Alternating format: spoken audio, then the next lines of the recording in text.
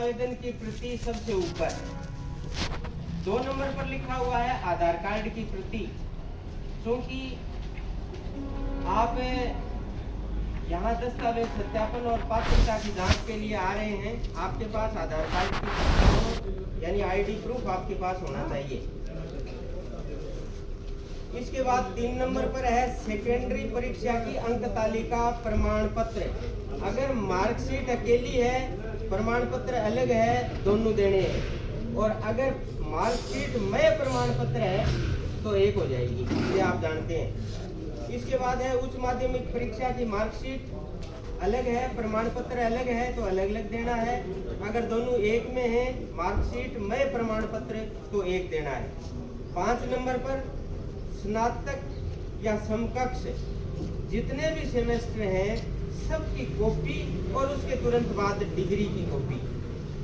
5 number. 6 number है PG की हुई है, आपने इसमें मेंशन किया है आवेदन में, तो ही लगानी है, नहीं लगानी है। आपने मेंशन किया है ना उसमें, तो पीजी की दोनों प्रीवियस और फाइनल की मार्कशीट और डिग्री।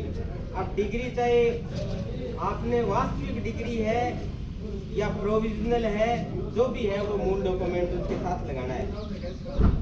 इसके बाद है अध्यापक लेवल फर्स्ट के लिए सामान्य शिक्षा के अंतर्गत जो डिप्लोमा आपका किया हुआ है, जो डिप्लोमा 2 साल का है या 4 साल की बीएलएड है, वो दस्तावेज लगाना है। 8 नंबर पर है अगर शिक्षा शास्त्री कोई है तो उसकी डिप्लोमा की मार्कशीट लगाते हुए ये सेल्फ अटेस्टेड कॉपियां होंगी। 9 नंबर पर है विशेष शिक्षा के पद हेतु भारतीय पुनर्वास परिषद आरसीआई के द्वारा जो जारी रजिस्ट्रेशन सर्टिफिकेट है उसकी कॉपी लगानी है। इसके बाद 10 नंबर पर है रीट 2021 प्रमाण पत्र की सेल्फ अटेस्टेड कॉपी।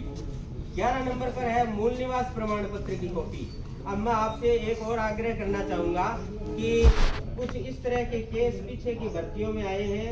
मूल निवास में जैसे किसी बच्चे का नाम है, मार्कशीट में नाम है ओमाराम, और मूल निवास में ओमरम हो गया या ओमारम हो गया, एक डंडा नहीं लगा उसके, तो आपको शपथ पत्र देना पड़ेगा। इस तरह का कोई केस है तो पहले आप शपथ पत्र बनवा लो।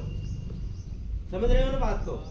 मतलब कहीं भी कोई वर्तनी की त्रुटि है या नाम डिफर हो रहा है तो आपको 50 रुपए का एफिडेविट में नोटेरी का देना पड़ेगा। और उसकी भाषा क्या होगी? ऊपर तो आप लिखते ही हो, मैं फला फला फला जातिर उम्रेर निवासी तहसील ब्लॉक का निवासी हूँ। मैं घोषणा करता हूँ कि नंबर 1 ये नाम सनोफ, ये नाम सनोफ, ये नाम एक ही व्यक्ति के नाम है, मैं एक ही व्यक्ति हूँ।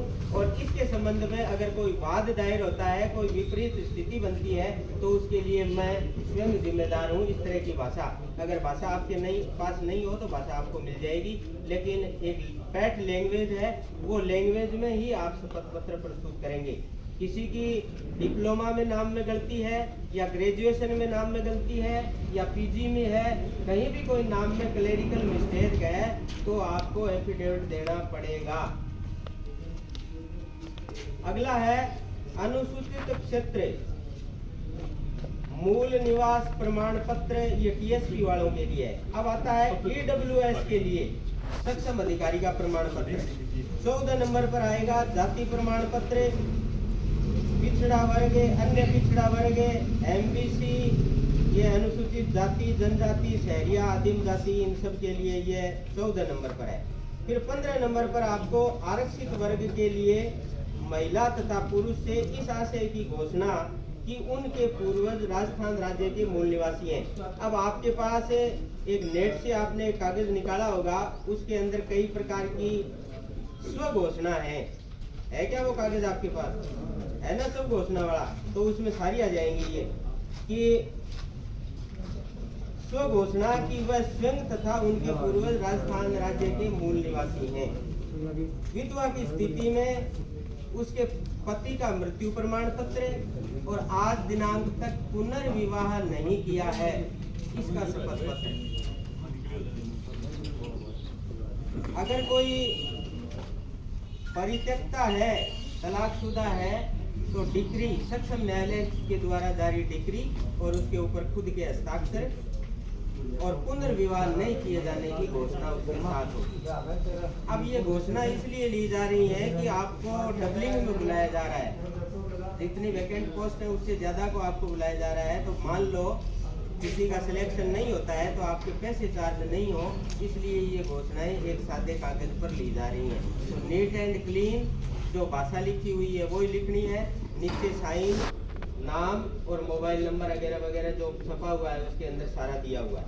कहीं कोई दिक्कत आए तो आपको परेशान होने की जरूरत नहीं है, हमारे यहाँ एक्सपर्ट बहुत बैठे हैं, उनसे आप संपर्क कीजिए कि मेरे सामने ये समस्या है, इसका समाधान क्या होगा आपको बता दिया जाएगा। हड़बड़ाने की जरूरत नहीं है। आप नौकरी के लिए लालायित हैं, बहुत अच्छी बात है ना, आपको नौकरी मिले, लेकिन आपको पेशेंस नहीं खोना है, व्यवस्था बनाए रखनी है।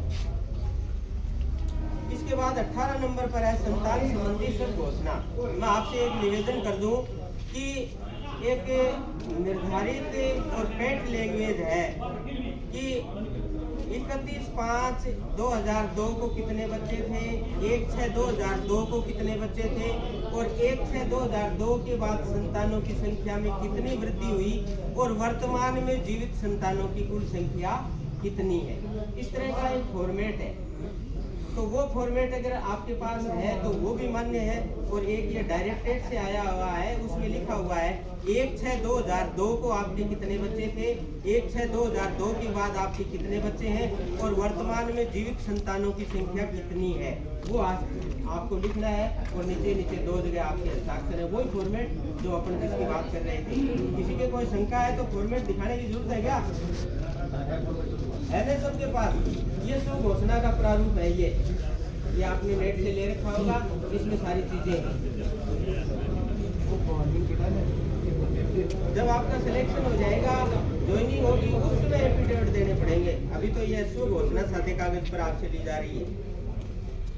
इसके बाद आता है अगर कोई विवाहित नहीं है तो इस फॉर्मेट के अनुसार उसमें आज दिनांक तक मैंने विवाह नहीं किया है और मैं दहेज की मांग भी नहीं करूंगा, इस तरह की भाषा भी एक लिखी हुई है।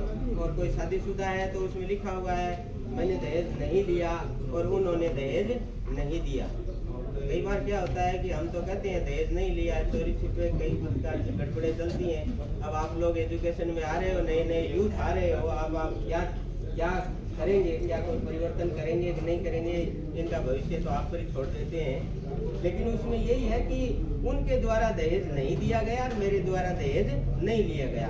उनके द्वारा का मतलब अब डायरेक्टरेट वालों ने तो आपके ही दस्तखत मांगे हैं। कायदा ये है कि आपके सास और ससुर दोनों दस्तखत करें कि हमने दहेज नहीं दिया और आप लिखेंगे हमने दहेज नहीं लिया, तब तो बात बनती है। नहीं तो हर कोई कह देगा भाई मैंने दहेज नहीं लिया, कागज की पूर्ति है, कागज की पूर्ति हो रही है तो आप कागज की पूर्ति कर दीजिए। भूतपूर्व सैनिक भी है क्या कोई? एक्स सर्विसमैन तो कोई नहीं होगा। इसके बाद आता है भूतपूर्व उत्कृष्ट खिलाड़ी भी है क्या कोई? और कोई दिव्यांगजन भी है? आप हो क्या? तो अब 23 नंबर पर है दिव्यांगजन श्रेणी का होने पर दिव्यांगजन नियम 2018 के अनुसार मेडिकल बोर्ड द्वारा प्रदत्त निःशक्तता का प्रमाण पत्र जो 40% से ज्यादा का हो है आपके पास?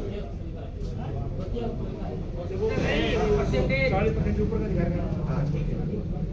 इसके बाद आता है आपराधिक प्रकरण न होने का स्व घोषणा पत्र और आपराधिक प्रकरण होने पर FIR माननीय न्यायालय के आदेश की स्व प्रमाणित प्रति। इस तरह का कोई तो नहीं होगा? चलो धन्यवाद, बहुत अच्छे। राजकीय सेवा उपक्रम में कार्यरत होने पर नियोक्ता अधिकारी द्वारा जारी NOC अनापत्ति प्रमाण पत्र। पहले से ऑलरेडी कोई नियोजित है क्या? सरकारी सेवा में पहले से है क्या कोई नहीं है, LDC बन गया है, वो निर्माण चाह रहे हैं। इसके बाद आता है आवेदन में 2.5 लाख रुपए से कम की आय की सूचना भरी है, उस संबंध में सक्षम अधिकारी द्वारा जारी आय प्रमाण पत्र। ये होगा सबके पास? अगर 2.5 लाख से कम भरी आपने आवेदन पत्र। अब इसके बाद में आता है कि शैक्षिक एवं प्रशैक्षिक योग्यताओं के संबंध में स्व घोषणा। तो इसमें ये लिख रखा होगा कि मेरे द्वारा जो भी शैक्षिक प्रशैक्षिक योग्यताओं के प्रमाण पत्र और डिग्रियां, जो भी दस्तावेज संबंधी सूचनाएं मेरे द्वारा भरी गई हैं, दी गई हैं, वो विधि द्वारा वैध और मान्य है। और अगर ये किसी भी कारण से मान्य नहीं है तो इसके लिए मैं जिम्मेदार रहूंगा और विभाग मेरी पात्रता निरस्त कर सकेगा और मेरे खिलाफ विभागीय कार्रवाई करने के लिए स्वतंत्र होगा।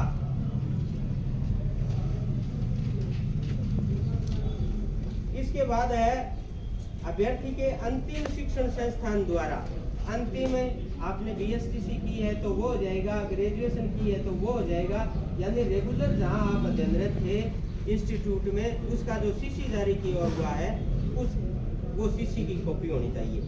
अगला है निर्धारित आवेदन शुल्क जमा नहीं कराने की स्थिति में अंतरराशि का भारतीय पोस्टल ऑर्डर, तो राशि तो आपने सबने जमा करा रखी है, वो वही है क्या 160 जो करवा रखी है आपने, सबने करवा रखी है। तो ये इस प्रकार से इस चेकलिस्ट में 29 कॉलम है, 29 कॉलम के अनुसार आपको दस्तावेज ऑनलाइन प्रति के नीचे ऑर्डर में लगानी है।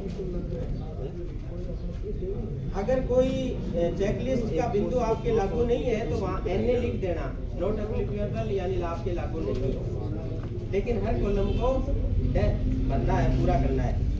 अब इसके बाद नीचे ये लिखा हुआ है कि मैं पुत्र पुत्री पत्नी उम्र जाति और निवासी व्यवसाय सत्यापित करता हूं कि मेरे दस्तावेज मेरी जानकारियां सही और शुद्ध हैं, मैंने कोई तथ्य नहीं छुपाया है और तथ्यों में किसी प्रकार की भिन्नता है तो उसके लिए मैं जिम्मेदार हूँ और विभाग मेरे खिलाफ कानूनी या विधिक कार्रवाई करने के लिए स्वतंत्र है। अब इस तरह से ये जमा लो आप। 1 नंबर पर नाम किसका है इस लिस्ट में? 1 नंबर पर कौन है? स्लॉट, हाँ तो 4 स्लॉट है, 4 में 1 नंबर पर कौन है? पहले स्लॉट में 1 नंबर पर कौन है?